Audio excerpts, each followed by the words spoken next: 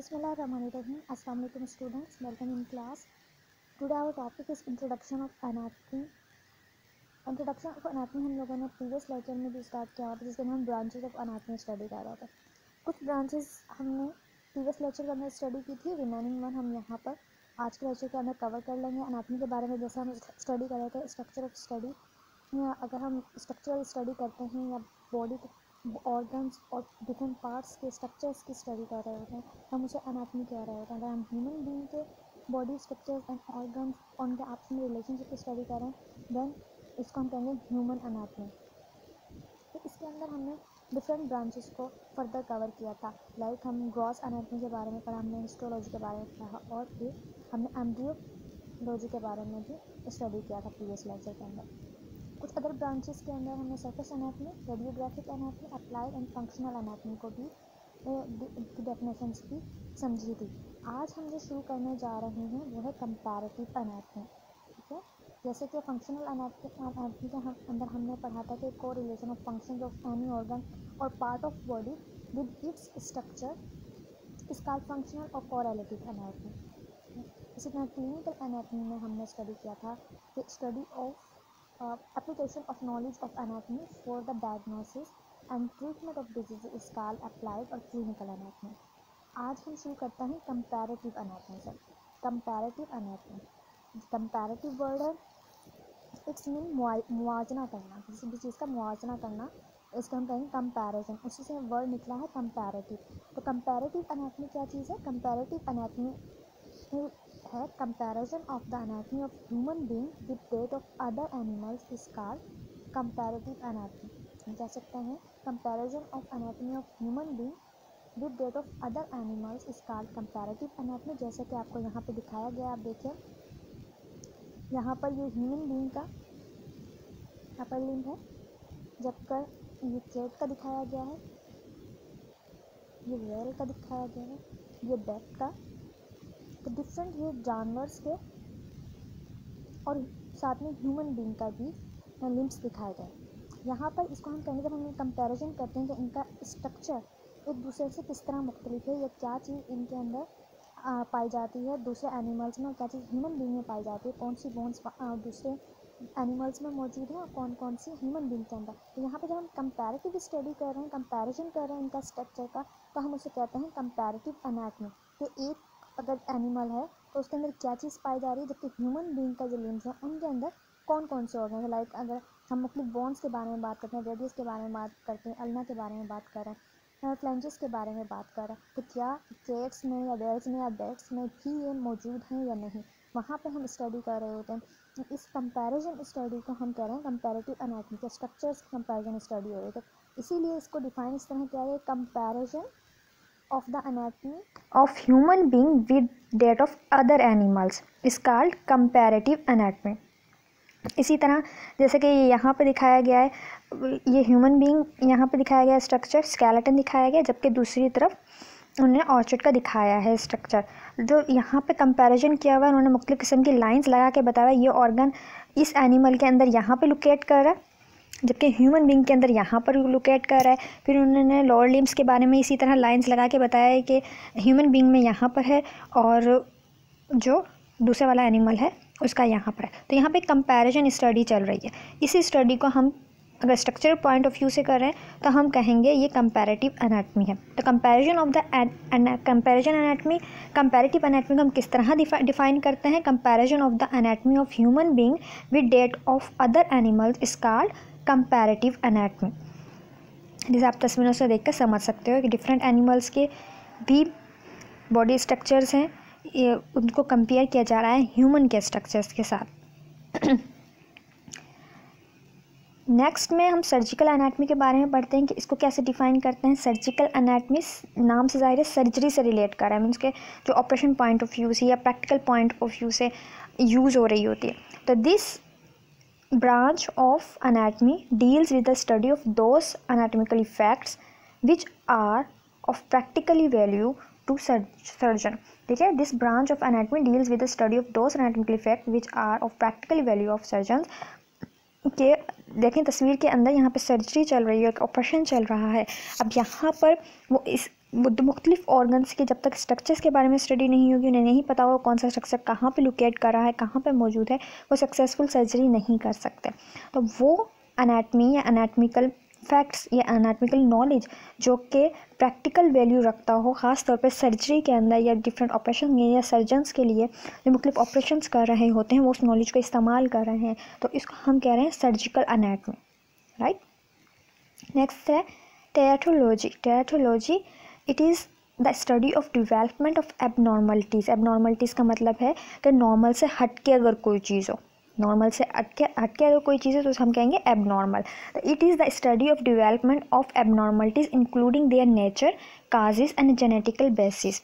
ऐसी स्टडी जिसके अंदर हम मुख्तलिफ किस्म की एबनॉर्मलिटीज़ को या जो एबनॉर्मलिटीज़ हैं वो किस तरह डिवेल्प हो रही हैं, उनकी नेचर क्या है, उनका काज क्या है, किस वजह से हो रही हैं, या फिर अगर वो जेनेटिकल वैल्यू रखती हैं या पेरेंट्स से बच्चों में आ रही हैं तो उनका क्या काज हो सकता है, क्या नेचर हो सकती है, वो तमाम चीज़ें हम टेराटोलॉजी के अंदर स्टडी करते हैं। तो इसलिए हम कह सकते हैं it is the study of development of abnormalities including their nature, cause and genetical basis. तो प्लेट जो इधर एक एग्जांपल दी गई है वो क्लेफ्ट पैलेट की दी गई है कि क्लेफ्ट पैलेट मीन के बच्चों का आप देखें तस्वीर के अंदर बाज़ दफ़ा जिसको हम तालवा भी कहते हैं कटा हुआ होता है, जैसे यहाँ पे ये दिखाया गया, इसको क्लेफ्ट पैलेट कहा जाएगा, ठीक है।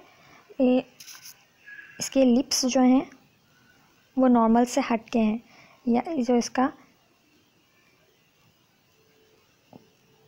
इसे कहेंगे cleft lip, bilateral cleft lip, unilateral cleft lip यहाँ पे दिखाया गया। इसी तरह क्लेफ्ट पैलेट भी होता है।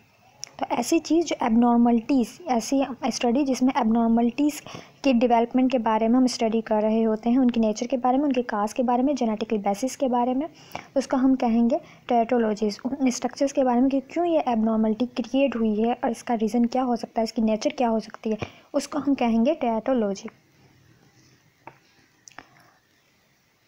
अब हम नेक्स्ट के अंदर इम्पोर्टेंस ऑफ एनाटमी की तरफ आ जाते हैं कि इम्पोर्टेंस एनाटमी का आखिर हम जो स्टडी कर रहे हैं स्ट्रक्चर की, जो ह्यूमन बीइंग के डिफरेंट ऑर्गन्स की और पार्ट्स की हम जो स्टडी कर रहे हैं उसकी अहमियत क्या है हमारी ज़िंदगी के अंदर, या प्रैक्टिकली पॉइंट ऑफ व्यू से उसकी क्या अहमियत है, मेडिकल में उसकी क्या अहमियत है। वन बाय वन हम डिफरेंट पॉइंट्स देखेंगे कि क्या क्या इंपॉर्टेंस है एनाटमी की। Knowledge of anatomy is important to understand functions of structure, organ, systems of the body.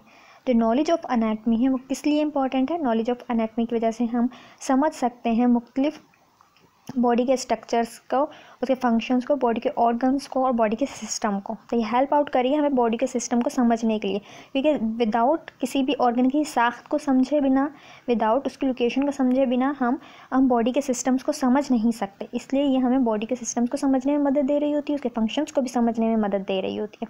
Physiological point of view से भी इम्पोर्टेंट है। जब हम फिजियोलॉजी की स्टडी कर रहे हैं किसी भी बॉडी के सिस्टम की, तो उससे पहले हमें उसकी एनाटमिकल स्टडी करनी होगी, हमें उसकी एनाटमी के बारे में पता चलना चाहिए, उसके स्ट्रक्चर के बारे में पता चलना चाहिए, फिर हम उसके फंक्शन को बेहतर तरीके से समझ सकते हैं।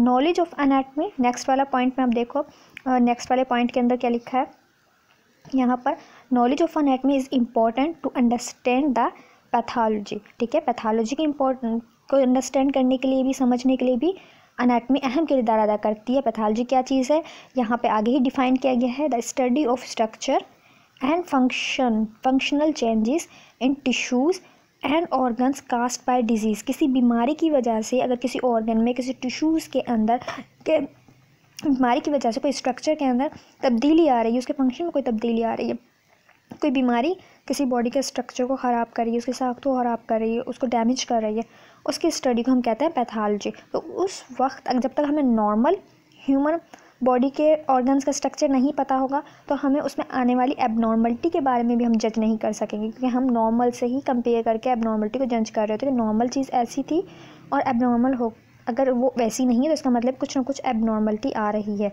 तो अंडरस्टैंड द, इसलिए हम कह सकते हैं the knowledge of anatomy is important to understand pathology, study of structure and functional changes in tissues and organs को स्टडी करने के लिए हम एनाटमी के नॉलेज को यूज़ कर सकते हैं। तो knowledge of anatomy is important to understand pathology. इसी तरह knowledge of anatomy is important for understand the function of structure organ system of body. आगे क्या है, knowledge of anatomy is important to exam a patient. Knowledge of anatomy is important exam a patient. किसी भी patient को जब आपने exam करना होता है, उसके बारे में जानना होता है, उसकी डायग्नोसिस में भी अहम किरदार अदा कर रही है एनाटमी। कि जब एनाटमी कोई भी पेशेंट जाता है किसी फिजिशियन के पास, किसी डॉक्टर के पास, तो उसको एग्ज़ाम करने में या उसकी जो अगर किसी बीमारी को लेकर गया है तो उसकी तशख़ीस करने में एनाटमी का अहम किरदार है। सेकंड पॉइंट क्या कह रहा है, knowledge of anatomy is important to surgical operation. जैसा हमने सर्जिकल एनाटमी का बारे में पढ़ा था कि सर्जिकल एनाटमी अहम किरदार अदा करती है, प्रैक्टिकल पॉइंट ऑफ व्यू से प्रैक्टिकल वैल्यू रखती है ये। तो हम ये कह सकते हैं सर्जिकल ऑपरेशंस में भी एनाटमी अहम किरदार अदा करती है, क्योंकि आप उस वक्त सक्सेसफुल ऑपरेशन नहीं कर सकते जब तक आपको उस ऑर्गन की स्ट्रक्चर के बारे में स्टडी ना की हो आपने।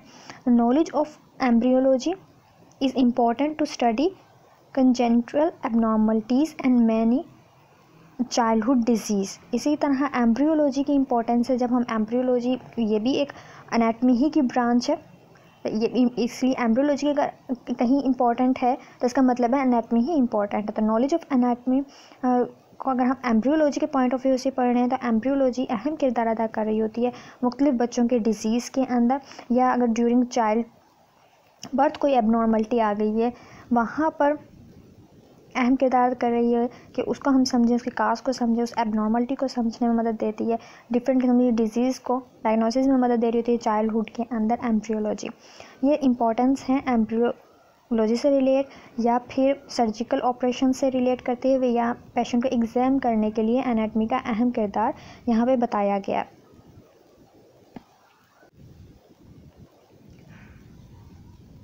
यहाँ तक हमारा चैप्टर कंप्लीट होता है। इम्पोर्टेंस ऑफ एनाटमी हमारे फर्स्ट चैप्टर का लास्ट टॉपिक था।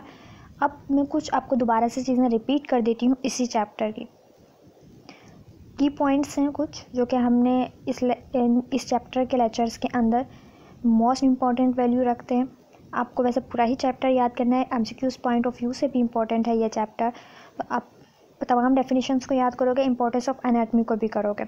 लेकिन यहाँ पे मैं कुछ की पॉइंट्स आपको दोबारा से समझाती हूँ, रिपीट करती हूँ, ताकि आप इस वीकेंड पे इन तमाम चीज़ों को राइट डाउन करके अच्छा सा याद कर लें। तो फर्स्ट हमने जो एक स्टडी की थी, एक वो था ह्यूमन एनाटमी क्या चीज़ है। तो यहाँ पर आप देखें मैंने ह्यूमन एनाटमी की डेफिनेशन दोबारा से रिपीट की कि ह्यूमन एनाटमी क्या है। Human anatomy is the study of structure of different parts and organ of the human body. क्या मतलब हुआ इसका कि human anatomy is the study of the structure, ठीक है, is the study of structure of different parts and organ of human being. Means के human beings के different जो ऑर्गन्स हैं, डिफरेंट अज़ा हैं बॉडी के उसके, और जो डिफरेंट बॉडी के हिस्से हैं उनकी साख्त के मुताल्लिक़ को, इंसानों की डिफरेंट जो अज़ा हैं या फिर जो मुख्तलिफ हिस्से हैं उनकी साख्त के मुताल्लिक़ को हम ह्यूमन एनाटमी कहते हैं। फिर आगे ये लिखा हुआ है कि it is a branch of anatomy It is a branch of anatomy that deals with the study of those structure of body that can be distinguished with naked eye without help of any visual aid like the hands, lens और microscope. ये चीज़ हमने, ये point हमने पढ़ा था किसके बारे में पढ़ा, ये पॉइंट हमने ग्रॉस एनाटमी के बारे में पढ़ा था, ठीक है। ये है ग्रॉस एनाटमी। तो ग्रॉस एनाटमी की डेफिनेशन है ये सेकंड वाली, जिसके अंदर हमने क्या स्टडी किया था, ग्रॉस एनाटमी में कि जो हम नेकेड आई से देख सकते हो, आम आँख से देख सकते हो, उन स्ट्रक्चर्स की स्टडी को हम ग्रॉस एनाटमी कहते हैं, राइट। तो ये है ग्रॉस एनाटमी की डेफिनेशन, ये ग्रॉस एनाटमी की डेफिनेशन है। उसके बाद हमने हिस्टोलॉजी की डेफिनेशन पढ़ी कि histology is the study of tissues, ठीक है, study of tissues which with the help of microscope. तो study of tissues with the help of microscope इसे हम हिस्टोलॉजी भी कहते हैं, और इसको हमने एक और नाम भी दिया था माइक्रोस्कोपिक एनाटमी। फिर हमने एम्ब्रियोलॉजी की डेफिनेशन पढ़ी थी, in the study of embryo और foetus is called embryology. Means के एम्ब्रियो से रिलेटेड स्टडी अगर हम कर रहे हैं उसको हम कहेंगे एम्ब्रियोलॉजी। सरफेस एनाटमी क्या चीज़ है? Surface anatomy is the study of relationships of deeper structure, right. Study of deeper structure है, study of deeper structure to the surface of the body like heart, lungs, blood vessels and nerves can marked on the skin surface, right.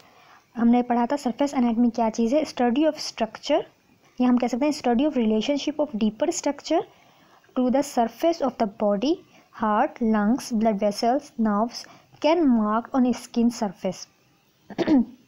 उसको हम कहेंगे surface anatomy.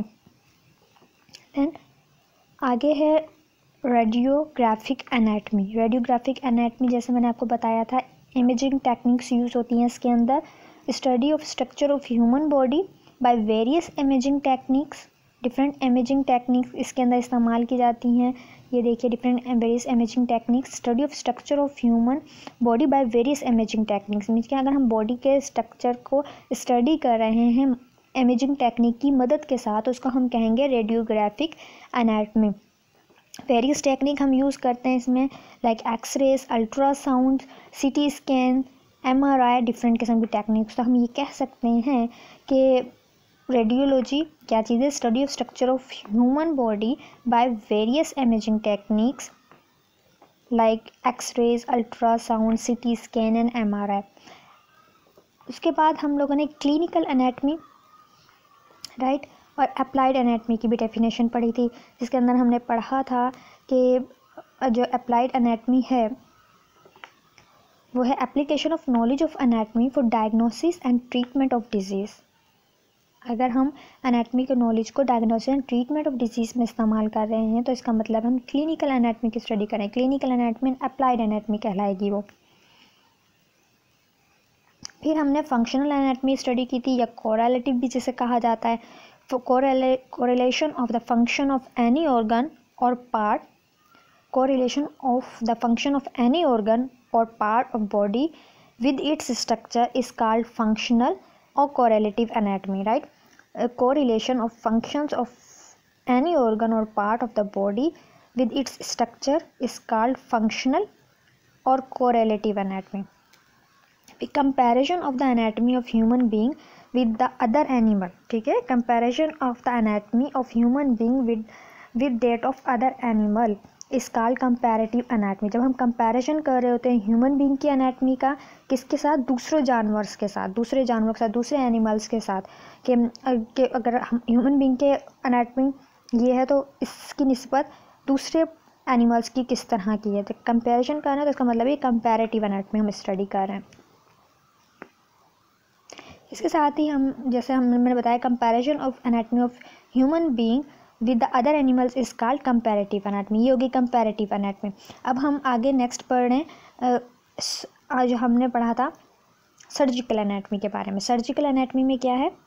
The branch of anatomy, surgical anatomy क्या है? The branch of anatomy deals with the study of those anatomical facts which are of practical value to surgeons, right. तो ये है surgical anatomy, इसको हम कहेंगे सर्जिकल एनाटमी, राइट। इसको हम सर्जिकल एनाटमी के तौर पर डिफ़ाइन करते हैं। ये आपको सर्जिकल एनाटमी की डेफिनेशन दोबारा से रिपीट कर दी गई है। फिर अब एक और हमने टर्म पढ़ी थी, टेराटोलॉजी। टेराटोलॉजी में क्या है? It is the study of development of abnormalities including their nature.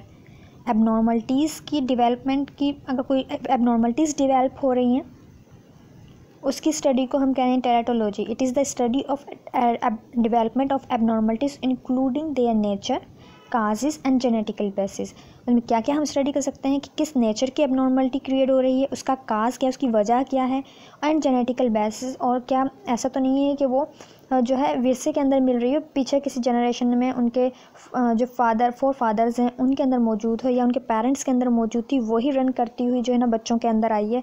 इस तरह की एबनॉर्मलिटीज़ तो नहीं है। तो एबनॉर्मलिटीज़ के काजेज़, उसकी नेचर और जेनेटिकल बेसिस जो इन्फॉर्मेशन है या स्टडी है उसका हम कह रहे हैं टेराटोलॉजी। इसमें हमने क्लेफ्ट पैलेट की एक एग्जांपल दी। क्लेफ्ट पैलेट में जो है इस तरह की स्टडी को हम, ये क्लेफ्ट पैलेट जो हम स्टडी कर रहे होते हैं वो टेराटोलॉजी के अंदर आ जाती है। तो ये कुछ एक ब्रांचेस थी जिसके बारे में हम लोगों ने अपने इंट्रोडक्शन ऑफ एनाटमी के चैप्टर के अंदर पढ़ा। ये चैप्टर 1 था। इसके बाद हमने इंपॉर्टेंस ऑफ एनाटमी भी सीखी है कि इंपॉर्टेंस ऑफ एनाटमी, कि एनाटमी की अहमियत क्या है, आखिर उसकी स्टडी का मकसद क्या है, वो कहाँ हेल्प आउट कर रही होती है हमें मेडिकल साइंसेस के अंदर। तो हमने ये समझा था कि जब हम एनाटमी को पढ़ लेते हैं तो हम इस काबिल हो जाते हैं कि हम बॉडी के जो उन ऑर्गन्स हैं उनके फंक्शन को बेहतर तरीके से समझ सकते हैं। जब तक हमें उनके साख्त के बारे में नहीं पता होगा हम उनके काम के बारे में भी नहीं सीख सकते। तो अगर हमें फिजियोलॉजी को समझना है तो हमें एनाटमी पढ़नी होगी ह्यूमन बीइंग की। इसी तरह knowledge of anatomy is important to understand the pathology. Pathology की भी समझने में बहुत इंपॉर्टेंट है। किसी डिजीज़ की वजह से किसी स्ट्रक्चर के अंदर चेंज आ रहा है तो वो हम चेंज उसी वक्त डायग्नोस कर सकते हैं, उसी वक्त जज कर सकते हैं जब हमें नॉर्मल बॉडी का स्ट्रक्चर पता हो। इसी तरह अगर पेशेंट को एग्ज़ाम करना है तो मोस्ट इम्पॉर्टेंट है कि हमें मालूम हो कि कौन सा ऑर्गन किस जगह पे मौजूद है और उसका स्ट्रक्चर क्या है। इसी तरह सर्जिकल पॉइंट ऑफ व्यू से अगर ऑपरेशन है तो वहाँ पर भी एनाटमी मोस्ट इंपॉर्टेंट किरदार अदा कर रही होती है, जिसके बगैर ये तमाम प्रोसीजर्स इम्पॉसिबल हैं। फिर अगर ड्यूरिंग चाइल्डहुड कोई एबनॉर्मलिटी आ जाती है, कोई डिजीज़ आ जाती है या ड्यूरिंग डिलीवरी कोई प्रॉब्लम आ जाती है, ड्यूरिंग बर्थ कोई प्रॉब्लम आ रही है, लाइक एम्ब्रियोलॉजी की स्टडी हम कर रहे थे वो भी एनाटमी का ही एक हिस्सा है, तो वहाँ पर भी एनाटमी अहम किरदार अदा कर रही है। तमाम चीज़ें हैं में आ जाती हैं इंपॉर्टेंस ऑफ एनाटमी के अंदर। यहाँ तक आज का हमारा चैप्टर कंप्लीट होता है। इंट्रोडक्शन ऑफ एनाटमी का चैप्टर हमारा कंप्लीट होता है, चैप्टर 1 जो कि एनाटमी का फर्स्ट चैप्टर है। इसके बाद हम लोग सेकंड चैप्टर एनाटमी का स्टार्ट करेंगे, जिसके अंदर एनाटमिकल टर्मिनोलॉजीज़ हैं। हम डिफरेंट किस्म की जो टर्म्स इस्तेमाल की जाती हैं एनाटमिकल पॉइंट ऑफ व्यू से या मेडिकल के अंदर डिफरेंट जो टर्म्स इस्तेमाल की जाती है उनकी डेफिनेशंस को हम स्टडी करेंगे। लेकिन उससे पहले आप एनाटमी के बारे में अच्छा से समझें, उसकी डेफिनेशंस को याद करें। जो डिफरेंट डेफिनेशंस मैंने बताई हैं, सबसे इम्पॉर्टेंट एनाटमी क्या चीज़ है, क्योंकि हमारे सब्जेक्ट का नाम एनाटमी एंड फिजियोलॉजी है। जब तक आप एनाटमी को नहीं समझेंगे हम उस सब्जेक्ट के अंदर और फर्दर जो चीज़ें हैं उनको नहीं समझ पाएंगे। इसलिए आप एनाटमी की डेफिनेशन अच्छा से याद कर लो। Anatomy is a branch of science that deals with the study of structure of plants and animals. फिर हम ह्यूमन एनाटमी पे आ जाते हैं कि ह्यूमन एनाटमी क्या चीज़ है। तो आपको पता होना चाहिए कि ह्यूमन एनाटमी क्या है। Human anatomy is the study of structure of different parts and organs of human being. ठीक है, ग्रीक वर्ड है एक एनाटमी जिसका मतलब होता है कटअप। ये मैंने आपको प्रीवियस लेक्चर्स के अंदर समझाया था। तो आप ये तमाम डेफिनेशंस को अच्छा सा, तो ये जो मैंने आपको कुछ की पॉइंट्स बताएं ये कुछ ब्रांचेस की डेफिनेशंस हैं, ये भी आपने अच्छे से याद करनी है। अलबत्ता तो ये पूरा चैप्टर डेफिनेशंस पे ही डिपेंड कर रहा है, बस आपको समझना ये है कि कौन सी डेफिनेशन जो बताई गई है जो एक ख़ास ब्रांच है उससे रिलेटेड काम क्या है और कहाँ इस्तेमाल में हो रही है। आप इस तरह मेन ब्रांचेस में हमने ग्रॉस एनाटमी को स्टडी किया, पहले हमने ह्यूमन एनाटमी के बारे में स्टडी किया, जैसे यहाँ पे डेफिनेशन है ह्यूमन एनाटमी की। फिर हमने ग्रॉस एनाटमी के बारे में स्टडी किया, लेकिन ग्रॉस एनाटमी से में भी फर्दर चीज़ें मौजूद हैं, लाइक रीजनल एनाटमी या सिस्टमिक एनाटमी। रीजनल एनाटमी जिसे हम टोपोग्राफिकल एनाटमी भी कहते हैं, और स्पेसिफिक रीजन्स के हिसाब से हम बॉडी का स्ट्रक्चर स्टडी कर रहे होते हैं। जबकि सिस्टमिक एनाटमी में हम स्पेसिफिक सिस्टम्स से रिलेट करते हुए स्टडी कर रहे हैं बॉडी की। तो ग्रॉस एनाटमी की टाइप्स थी जो हमने स्टडी की। फिर उसके बाद हिस्टोलॉजी हमने पढ़ा, टिश्यूज़ की स्टडी है with the help of microscope. Embryology से रिलेट करते हुए हमने डेफिनेशंस पढ़ी, सरफेस एनाटमी। ये तमाम टर्म्स आपने अच्छे से याद करनी है। फिर रेडियोग्राफिक में क्या है, रेडियोग्राफिक एनाटमी में study of structure of human body right bye various imaging techniques. तो आप ये भी करोगे याद। फिर उसके बाद हमने देखा कि अप्लाइड एनाटमी या फिर क्लिनिकल एनाटमी भी जिसको कहा जाता है, उसकी डेफिनेशन भी यहाँ पे मौजूद है, कोरिलेटिव एंड फंक्शनल एनाटमी। फिर हमने कंपैरेटिव